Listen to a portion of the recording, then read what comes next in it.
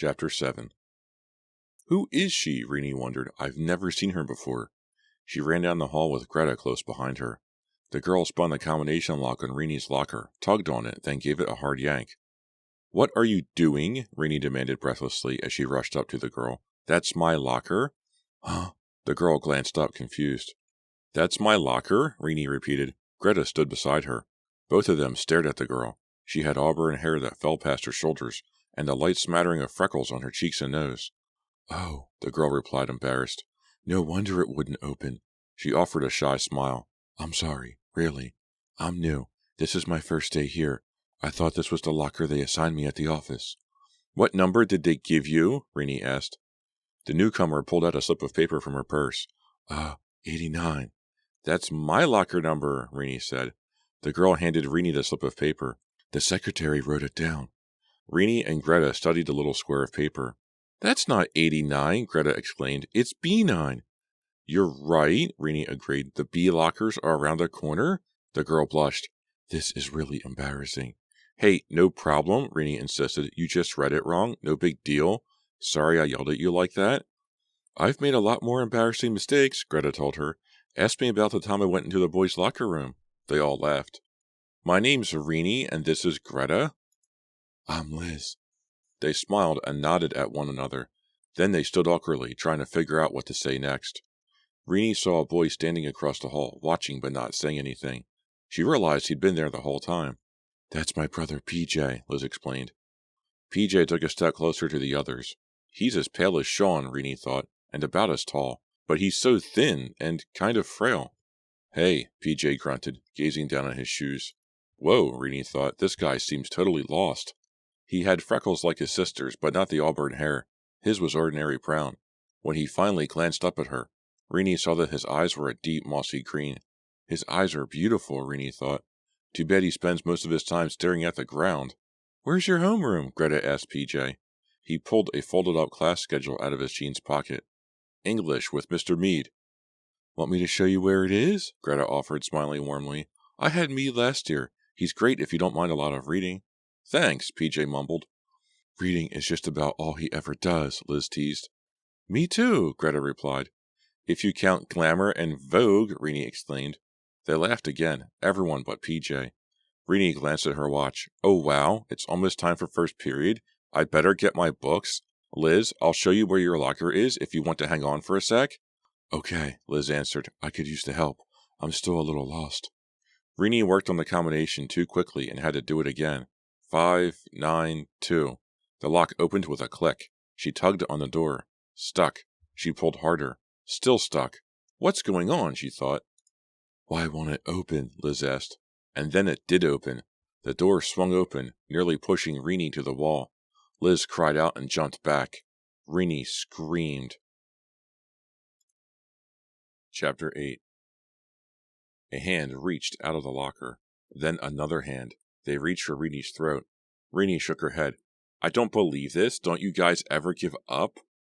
Ty was crammed inside her locker, his back pressed against one side, his knees jammed against the other. Reneie couldn't believe he had squeezed into such a small space. What took you so long? He asked, breathing hard. He pulled himself from her locker. I was dying in there. You know, Ty, I'm getting really sick of these dumb jokes. What if you got stuck? Reneie demanded. What if you suffocated before I opened the door? Air can get in through those little slits, Ty explained. I really scared you that time, didn't I? I had to try Sean's trick since it didn't work at your house. You were scared. Come on, admit it. Reneie couldn't help smiling. Ty sounded so excited. I was startled, not scared, she told him, just like last time. Scared is when you're walking alone at night and you hear footsteps behind you. Scared is when you're in a room all by yourself and you feel cold fingers on the back of your neck, Greta suggested. Yeah, Reneie agreed. That's scared. When something surprises you, you're just startled. Scared is a lot more serious. And it lasts a lot longer, Greta added. Ty raised his hands in surrender. Okay, I give. You were only startled. How did you get in there? Greta demanded. But Ty didn't answer, his eyes fixed on something down the hall. No, Reneie realized. Not something down the hall. Liz. We forgot all about her. Liz stood quietly off to the side with her brother. Ty seemed unable to take his eyes off her. This is Ty? He's not really crazy. He acted perfectly normal until he started hanging around with us, Reneie explained. Then he got addicted to our stupid practical jokes. We're always playing dead, trying to scare each other to death. Sick, right? Definitely sick, Liz replied. She turned to Ty. I'm Liz, and that's my brother PJ. We're new at Shadyside. PJ lowered his gaze and didn't say anything. I'm new too, Ty replied. I started at Shadyside this fall. How do you like it? Liz asked. It's okay. I met these guys right off. He gestured to Reneie and Greta. We hang out a lot. We have a pretty good time. It's a little weird the first day at a new school, Liz admitted. You get all turned around. I even tried to get into Reneie's locker by mistake. Ty kept staring at Liz. He seemed to have forgotten the rest of them. I guess all those girls who hoped Ty would finally notice them are going to be disappointed, Reneie thought. One glance at Liz and he's gone. If you want, I can show you around, Ty offered. Okay, Liz replied. You can show me where my locker is, so Reneie won't have to bother. What was the number again? Ty asked. B9. It's this way. Liz and Ty hurried off down the hall, their heads close together. Come on, Greta said to PJ. I'll show you where your homeroom is. PJ didn't seem to hear her. He stared after his sister and Ty, his green eyes wide and unblinking, his mouth slack, his breathing suddenly rapid and shallow. PJ, you okay? Reneie asked. PJ blinked and snapped his mouth closed. Then he lunged past Reneie and tore down the hall after his sister. Reneie jumped back to get out of his way, dropping her books. She banged hard against the lockers. Reneie, are you all right? Greta cried. I think so, she answered, staring after PJ. He wove down the crowded hall, pushing people out of his way. Hey, someone yelled, watch it. Greta helped Reneie collect her books. What was that about? Greta asked. Reneie wondered the same thing. Chapter 9. Do you see who Quirky Kokorin is with? Reneie exclaimed. Ricky Shore? Greta leaned over Renie's shoulder and peered through the windshield. Where? Reneie pointed to a booth in the burger basket. They're sitting over by the window? I think they make a cute couple, Greta commented. She reached over the back seat and grabbed a handful of french fries from Sean. How could Ricky Shore be part of a cute anything? Reneie demanded. Sometimes I think there is something seriously wrong with you, Greta. I know there is something seriously wrong with both of you, Sean joked. Can't you think of something more fun to do? Even our trig assignment is more exciting than this. Reneie rolled her eyes at Greta. Sean could never understand why they liked hanging out in Sean's car in the burger basket parking lot, listening to the radio and watching people go in and out. Reneie stuck a french fry in Sean's mouth. You know how much grease is in these things? Greta asked. She grabbed another french fry from Sean. Reneie smiled. Greta always refused to buy french fries because they were so fattening. Then she ate half of theirs. No, Sean replied. How much? Too much, Greta answered. That's what makes them taste so good, Sean replied. Without grease, they taste like paper. Reneie spotted a girl with reddish-brown hair hurrying out of the restaurant. Is that Liz? Reneie asked. The girl turned and headed across the parking lot. No, Reneie said, answering her own question. Only someone with the same hair color? I kind of like Liz, Greta commented. Me too, Reneie agreed. She's lots of fun. We went to the mall last weekend. They had Scarlett O'Hara-type bridesmaids' dresses in the window of the bridal boutique, with hoop skirts and parasols and everything, and Liz insisted we try them on. And why wasn't I invited? Greta demanded. You and Artie had plans, Reneie told her. Liz made up a story for the sales clerk about how her cousin in Georgia was getting married. She even took down the style numbers and asked about getting shoes dyed to match. You know who else likes Liz? Greta asked. Ty. Whenever Liz is around, Ty gets a really weird expression on his face, like he's about to melt or something. Sean chuckled. I noticed him standing outside fourth period math class today, acting real casual, but he kept checking the door. As soon as Liz came out, he walked up to her as if he just happened to be passing by. Think Ty is finally going to ask someone out after all these months? Greta wondered. I bet he's working up to it, Reneie replied. I think they would make a great couple, Greta declared. They really are perfect for each other. Reneie shook her head. Greta loved trying to predict who would become a couple and who would break up. What if Chris and Natalie got together, she'd ask. Or Gary and Randy. It's hard to believe Liz and PJ are related, Reneie commented. Liz is so cool, and he's kind of weird.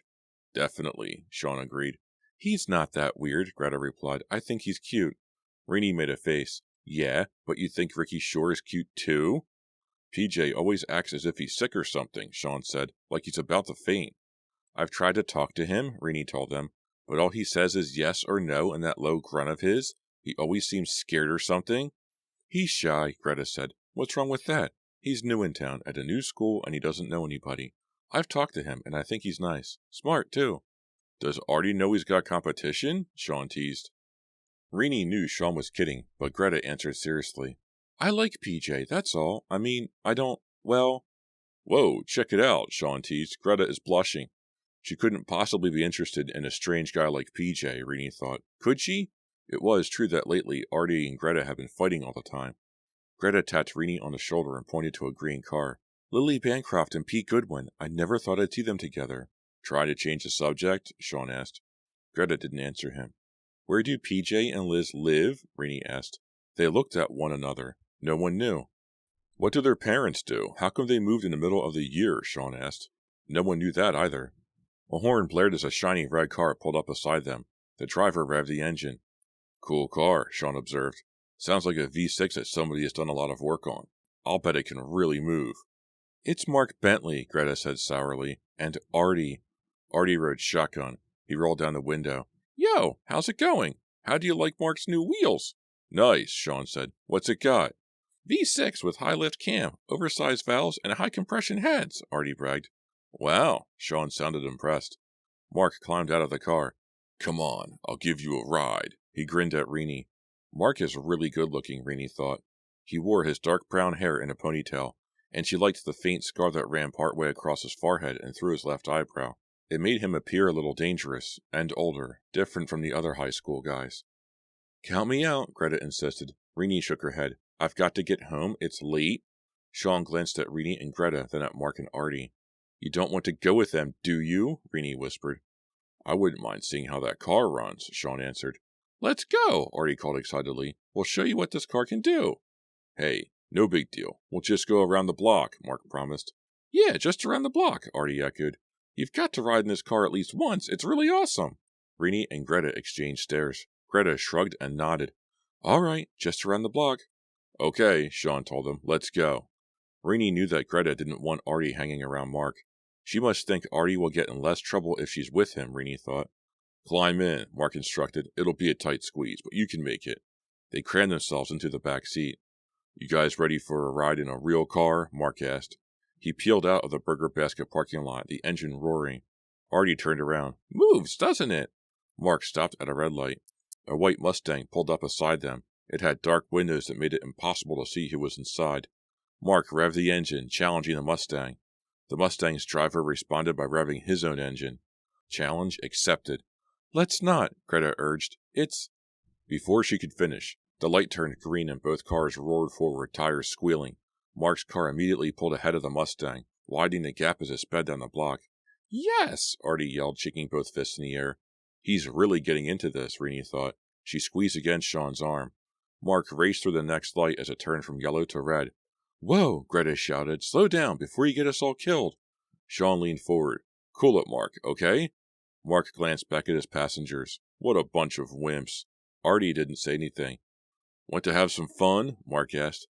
I want to go back, Greta told him, but Mark turned onto Park Drive, going south, away from the Burger Basket. I want to show you something, he said, his eyes straight ahead. Slow down, Sean urged. You're going to get stopped. Mark sped through the Park Drive traffic circle. They zoomed past St. Paul's Church. Reneie watched the street signs. Bank Street, Hawthorne Drive. What's going on, she wondered. Why is he heading for Fear Street? Mark, give us a break. Take us back, Reneie pleaded. This will only take a minute, Mark insisted. It will be fun, I promise. Fun for Mark, Reneie thought. He turned right onto Fear Street.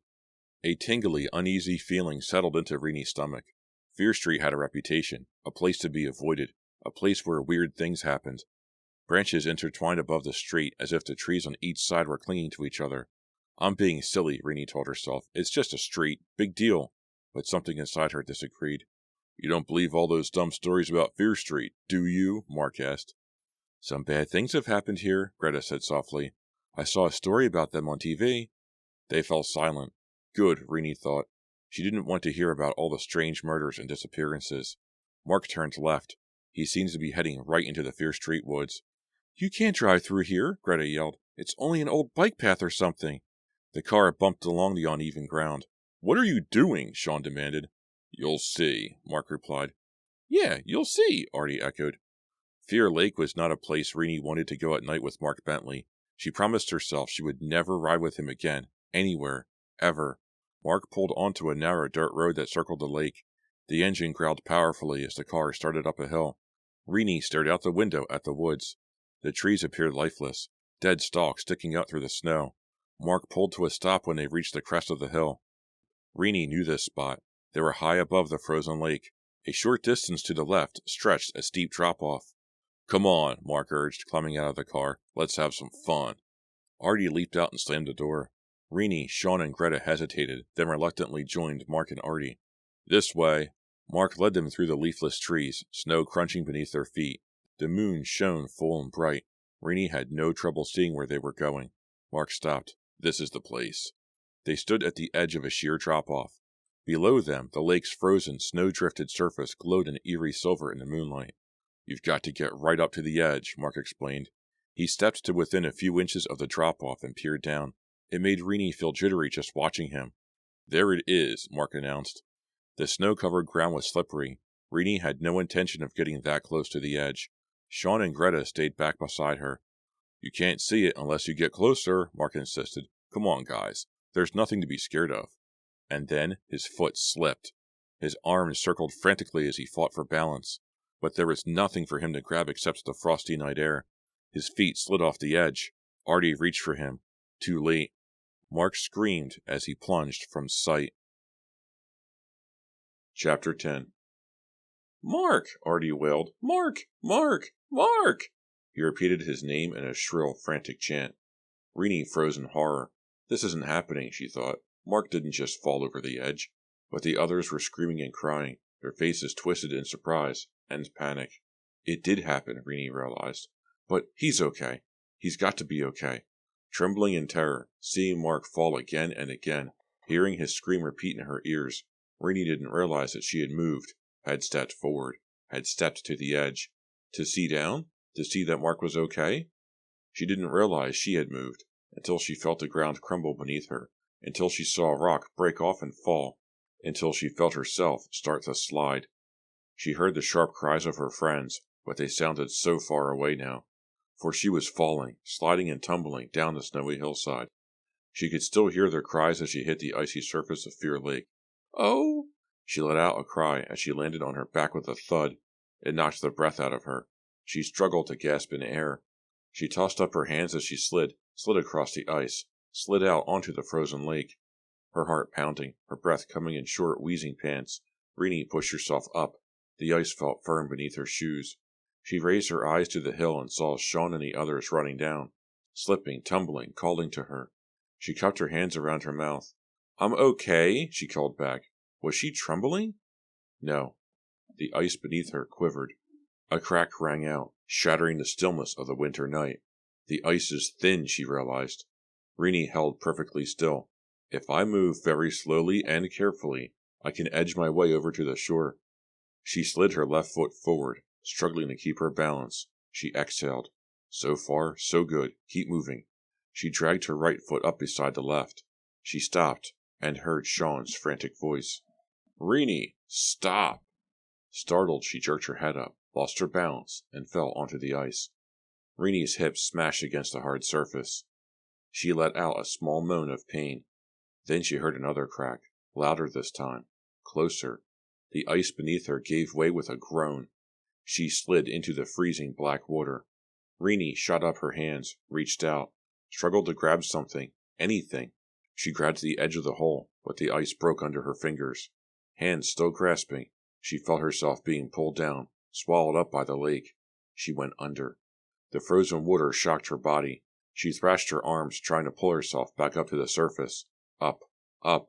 She struggled to pull herself up, but her head hit the underside of the ice. I can't breathe, she realized. She pounded on the ice with her fists, clawed at it. Where is the hole? She asked herself. Where is the hole I fell through? Where? She couldn't find it. I'm trapped under the ice. Her last thought before the blackness engulfed her. Chapter 11. I can't breathe. Reneie gasped for air. She choked, coughed up water. Reneie could hear Sean's voice. He sounded so far away. "You're all right, Reneie," Sean was saying. "You're all right." She opened her eyes and found Sean leaning over her, his face inches from hers. I thought you had drowned." Sean's voice shook. "Sean saved you," Greta explained. "He reached in and pulled you out. Then he gave you mouth to mouth." "That was the fun part," Sean joked. But Reneie noticed his voice still didn't sound quite steady. Reneie forced herself to sit up. "What happened to Mark? Is he okay?" "I'm right here," a low voice from behind her. Reneie turned, and pain jarred her temples. Mark met her gaze. "Sorry," he muttered. "It was just a dumb joke." "And Artie helped him plan it," Greta chimed in angrily. "He told Mark about the jokes we play on each other, and they planned the whole thing." "Hey, come on, guys! We didn't mean for anyone to get hurt," Artie insisted. "Mark and I go down that hill all the time, just for fun. It's like a big snowslide. When Mark faked that fall, he just slid to the bottom."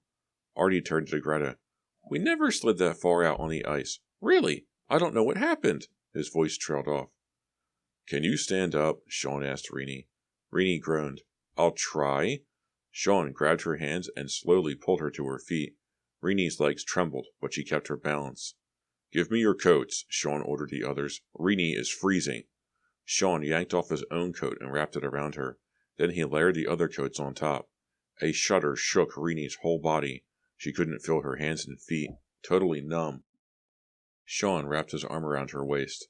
"Let's get you home so you can get into some dry clothes and warm up." Greta hurried to Renie's other side and grabbed her arm. "Wow, I'm glad you're okay. I was really scared," Greta told her. "Follow me," Artie said. "There's a place over here where we can climb back up." Renie's teeth were chattering by the time she reached the car. Mark cranked the heater up full blast, but she couldn't stop shivering.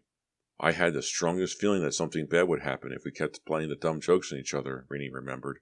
"Sure enough, something bad happened to me. Now, is this the end of it?" "Sean called to you because he knew if he kept trying to walk, the ice would crack," Greta told Reneie in the cafeteria the next day. "When you fell, he got flat on the ice. Then he sort of wiggled and slid himself up to the hole so he could reach in and grab you." Greta shivered. "I was so scared, and we couldn't help him. We were afraid the ice would break if we got too close." Reneie took a bite of salad. "I can hardly believe it really happened," she told Greta. "Well, it did, and it was Artie's fault." Reneie saw Sean with his lunch tray. She waved and pointed to the empty seat across from her. "Artie had no way of knowing I'd slip and fall," she reminded her friend. Sean slid into the spot next to Greta. "It was still a horrible thing to do," Greta insisted. "What?" Sean asked. He scooped up a forkful of bright orange macaroni and cheese. "Greta's furious at Artie for what happened yesterday," Reneie replied. "It was an accident," Sean protested. Greta leaped to her feet. "I'm going to get an ice cream bar," Greta announced. "I'll be right back." She must be really upset, Reneie thought. Greta hardly ever ate dessert, but when she felt bad, she always headed for chocolate. "What's her problem?" Sean asked. "She and Artie are always fighting," Reneie told him. "She hates the way he acts when he hangs out with Mark Bentley. She's afraid Artie might drop out of school and get a job where Mark works." "Could happen, I guess. Artie's family needs cash right now, but Artie hasn't mentioned dropping out to me." Sean shoveled in more of the macaroni and cheese. Reneie played with her salad, pushing the celery and carrots into separate piles with her fork. She wasn't hungry. She kept remembering the panic she felt when she struggled to the surface of Fear Lake and hit the wall of ice. She couldn't force it from her mind. Reneie glanced up at Sean and found him staring over her shoulder with an odd expression on his face. "Check it out," he murmured. Reneie turned and scanned the room. At first she couldn't figure out what Sean wanted her to see. Then she saw Greta and PJ standing close together at the back of the lunchroom, so engrossed in conversation, they seemed unaware of anything but each other. Sean turned back to Reneie. "I don't believe it," he whispered. "Greta and PJ, is that a weird couple or what?" "She likes weird guys. What can I say?" Reneie risked another quick peek at Greta and PJ. Greta was laughing hard, and PJ appeared pleased with himself. "I think Artie and Greta will make up," Reneie declared. "They've been going together forever." "Maybe," Sean agreed, "but Artie is not going to be too happy if he finds Greta flirting with another guy." "Uh-oh," Reneie whispered. "I think he knows." She nodded toward the big double doors at the front of the cafeteria. Artie stood there, glaring across the room at Greta and PJ, his hands clenched into fists, his face taut with anger. Reneie raised a hand to her mouth as she watched Artie lurch toward Greta and PJ. "Please, don't do anything stupid," Reneie silently begged. Chapter 12. "I've got to stop him," Sean told her. He jumped to his feet and hurried over to Artie. Reneie kept her eyes on Greta. Greta hadn't noticed Artie yet. She tenderly brushed a lock of hair off PJ's forehead and smiled at him. Reneie turned back toward Artie. Sean appeared to be calming Artie down. Artie's hands relaxed at his sides. His face returned to its usual color. Then Sean slapped him on the shoulder, and Artie whirled around and stalked out the double doors of the cafeteria. Sean knew exactly what to say to him, Reneie thought. But I'll bet Greta and Artie will have a huge fight the next time they are together. I hope I'm not around to watch it. "I thought Artie was going to go ballistic," Sean exclaimed as he sat back down across from Reneie. "I told him he looked like a jerk if he got into a fight in the lunchroom." "Wow, he looked scary," Reneie said. "I wouldn't want Artie mad at me." The bell rang, and Sean chugged the rest of his soda. "Remember, I can't drive you home today," he told her. "I have a chess club meeting." Not exactly walking weather, Reneie thought after her last class. Dark and wet out. It will probably snow before I make it home. She wandered over to the student parking lot, hoping she could find someone to give her a ride. Reneie gasped as she felt a cold, damp hand squeeze her neck. She spun around and found Liz grinning at her. "Sorry, I couldn't resist," Liz told her. "Aren't you freezing?" Reneie demanded. Every button on Liz's coat was open, and she wasn't wearing a sweater, only a thin blouse. "No," Liz answered. "I love the cold." Reneie hated gray winter days. They seemed to wash the color out of everything. Everything except Liz's hair, Reneie noticed. I'd kill for hair like that, she thought. All those coppery highlights. "I heard what happened to you yesterday," Liz exclaimed. "Wow, scary." "Really scary?" Reneie declared. "How are you and PJ doing at Shadyside?" she asked, changing the subject. She didn't want to think about the accident. "Great," Liz answered. "It's hard to believe I didn't know anyone but PJ a month ago." Reneie found it hard to believe, too. Liz had become a good friend. Reneie felt as though she had known Liz for much longer than a month. "Well, I guess PJ's not exactly doing so great," Liz confessed. "He's so awkward and shy. It's hard for him to approach people." "I've noticed," Reneie commented. "It's not really PJ's fault, you know," Liz said. Not sure what to say, Reneie didn't respond. They started across the parking lot, slipping between a Jeep and an old Chevy. "PJ's not well," Liz went on. "What's wrong with him?" "He's frail. He can't do physical things." "Maybe he should work out or something, build up his strength," Reneie suggested. "You don't understand. He's got a heart murmur. He can't work out or anything like that. He's excused from PE. "How serious is it?" "He's okay as long as he doesn't do physical stuff." Reneie felt guilty for all the mean things she had been thinking about PJ. She decided to try to make him feel more welcome at Shadyside High. "Greta and PJ seem to have a lot to talk about," Reneie observed. "I wish you would ask her out, but I'm afraid he's too shy. He's never worked up the courage to ask any girl out." "He's never gone out with a girl, ever?" Reneie asked, surprised. "Never, but don't tell anyone, okay? PJ would be really bummed if it got around." "I won't," Reneie promised. "I think it would be great for PJ to go out with someone," Reneie continued slowly. "But Greta's still going with Artie, so—" Reneie heard footsteps behind her and turned around. She found Ty hurrying to catch up to them. "Hey, where are you guys headed?" he called breathlessly. "Nowhere special," Liz replied. "Ty has a car," Reneie remembered. "At last, a ride." "Liz," Ty hesitated. "Uh-huh." "Could I ask you something?" "Oh no," Reneie thought. "Ty's finally decided to ask Liz out, and I'm standing here like your chaperone." She checked her watch. "Listen, you guys, I've got to run. I'll catch you later, okay?" "Okay," Liz replied. "See you tomorrow." "Later," Ty said. Reneie moved deeper into the parking lot. It's emptying out fast, she thought. Isn't there anyone here I can catch a ride with? A red car squealed to a stop in front of her. Mark Bentley's red car. "I'd rather freeze to death," Reneie told herself. Artie rolled down the window. "Reneie, yo, look what I'm driving. Need a ride?" "No thanks," Reneie called. Even without Mark behind the wheel, she didn't want another ride in the red car. "I think I'm going to walk. I need the exercise." "It's going to storm," Artie warned. A gust of wind sent freezing air down the back of her coat collar. She shivered, the chill reminding her of last night, the frigid water of Fear Lake, knowing she was going to drown. "Hop in," Artie urged. Reneie glanced around the parking lot. "Artie's my only chance for a ride." "Okay," Reneie answered reluctantly. She climbed in. "Where's Greta this afternoon?" Reneie asked. Artie scowled. Dumb question, she thought. Dumb, dumb, dumb. "She brought her own car today," Artie replied through clenched teeth. He peeled out of the exit and roared away from the school. I wish I'd known that, Reneie thought. I could have ridden home with her.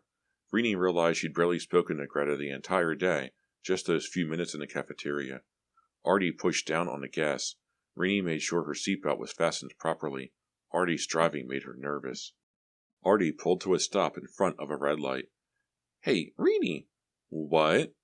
"Last night, I didn't mean for you to fall." Reneie sighed. "I know. I wanted to go out on the ice with Sean, help pull you up, but we thought the ice might break some more." "I know that, Artie." "Good. Watch this." The light turned green. Artie floored the gas pedal. The tires squealed as the powerful car shot forward. "Artie, don't." "It's okay, Reneie," Artie yelled. "I drive a lot better than Mark." Artie sped down the road into another intersection. Horns blared. Tires squealed. "Look out!" Reneie shrieked.